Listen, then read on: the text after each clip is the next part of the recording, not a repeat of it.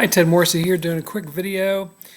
In this past week, we've been looking at the two options of do I try to get an agent to represent my work to get it published, or do I go directly to a publisher? And it seems like a pretty straightforward question, but boy, is it complicated. For one thing, it depends a lot on what it is you are trying to get published. There's a big difference between a collection of poetry versus a novel that's written for kind of a mass audience, a mystery, that kind of thing. Hang on, I gotta stop because my dog is very impatient. Okay, I'm back. So so what you're trying to publish makes a big difference. And of course, it's not just a matter of a publisher versus an agent. Obviously, there's all kinds of different publishers. There's small press publishers. There are university presses, that kind of thing. And they have in each of them, whether it's a commercial publisher, a small press, a university press, they all have different expectations, different ways of approaching them, et cetera, et cetera. So that can get complicated.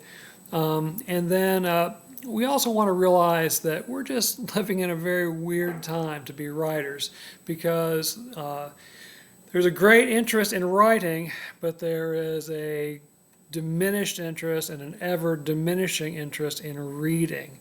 In general terms, there's about 4 million new books published each year, new titles, right? Not just numbers of books, but 4 million new titles published each year. And the number of readers keeps going down, down, down, down, just into like single-digit percentages. So we're living in kind of a golden age of creative writing, but kind of the dark ages when it comes to literacy and reading. And unfortunately, I don't see that improving in the near future. That said, there are writers who break through. Some people have mentioned that self-publishing is a good option, and I completely agree. I am essentially a self-publisher for most of my work, just because of the frustrations of trying to find an agent and finding one and working with one and working with presses and publishers.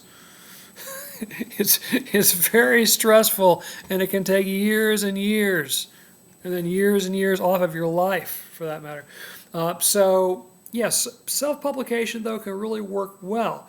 In fact, some of the hottest writers on the planet began as self-publishers, and then through things like TikTok, etc., their work went viral. I'm thinking about writers like Colleen Hoover, and now more recently Frida McFadden. Some of you are poets, and of course Rupi Kaur became a best-selling poet, and eventually got an agent and a big-time publisher, but started off as, basically an internet poet, right? Publishing stuff online, going to open mics, those kinds of things. So you can start off as a self-publisher and eventually graduate to having a mass audience, etc., etc. Now, having said that, I mentioned Colleen Hoover. She has stopped writing. And the reason she stopped writing, other than she's probably now a millionaire, is that, she says, is from the harassment she got online.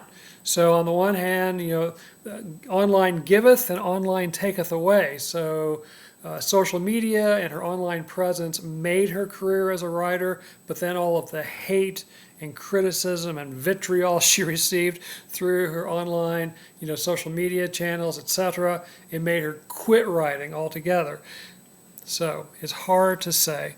I think the important thing is to write and to try to get your work out there, and then how you manage to get those books, the collections of poetry, the collections of essay, the screenplays, the novels, whatever they are, how you get those out in the world, it gets very, very complicated, and it's very much on-the-job training. You just kind of learn as you go, and there's no one specific right answer for any one author.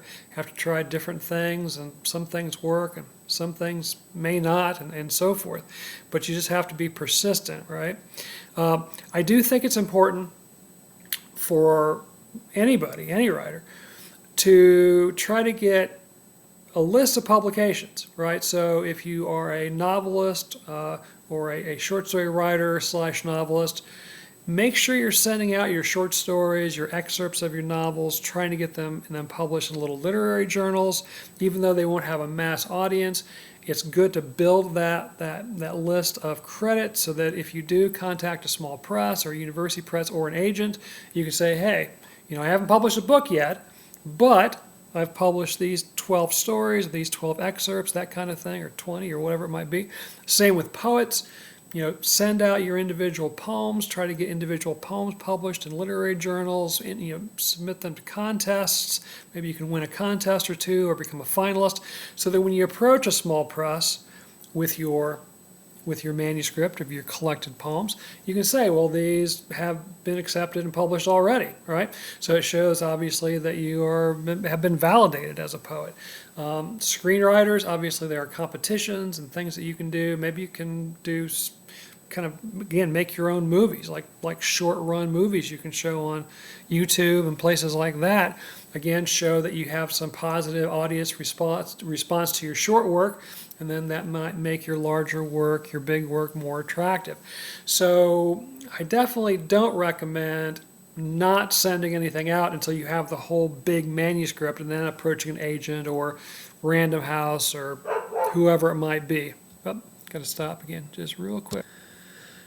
So keep writing, send your stuff out, try to build those publishing credits, and then eventually you'll have to make some decisions about small press versus big press, agent versus not, self-publication to begin with, posting online, becoming an internet poet, an Instagram poet or something like that. So there's lots of options, but the important thing is to keep writing and to keep trying to get your work out there somehow or another.